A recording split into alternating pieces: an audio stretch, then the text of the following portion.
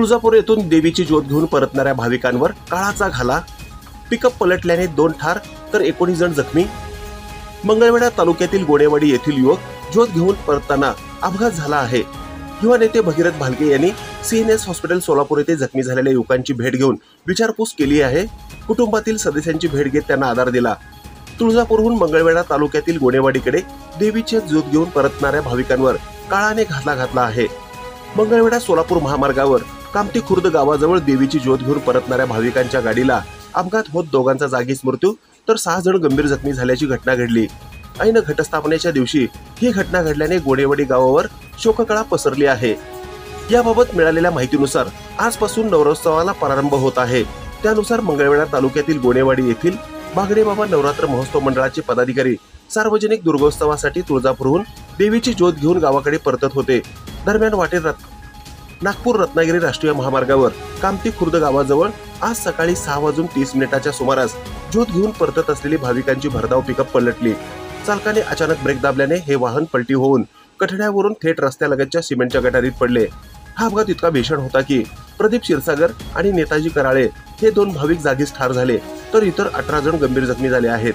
जखमींना तातडीने जवळच्या शासकीय रुग्णालयात दाखल करण्यात आले। घटनेची माहिती मिळताच कामती पोलिसांनी घटनास्थळी धाव घेत पंचनामा केला तर पोलिसांसह स्थानिक नागरिकांना मदतकार्य करत जखमींना रुग्णालयात दाखल केले। या अपघातात प्रदीप क्षीरसागर वय वर्ष 28, नेताजी कराळे वय वर्ष 30, दोघेही राहणार गोणेवाडी तालुका मंगळवेढा अशी मयत दोघांची नावे आहेत। महेश बनगर वय 17, वैभव हजारे वय 24, सोहल मुलानी वय 25, समाधान माशाळ वय 30, रोहित कसबे वय वर्ष 20, रोहित चव्हाण वय वर्ष 12 सर्वजण राहणार गोणेवाडी तालुका सांगोला हे जखमी झाले आहेत। ही बातमी संकलित केली आहे संपादक गुरुदादा गायकवाड यांनी।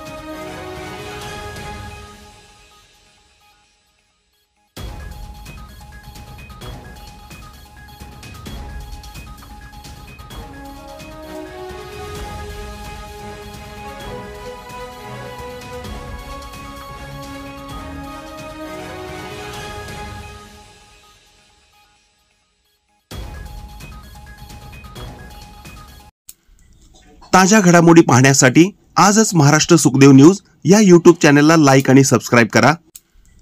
ताज्या घडामोडी पाहण्यासाठी आजच महाराष्ट्र सुखदेव न्यूज या YouTube चॅनलला लाईक आणि सबस्क्राइब करा।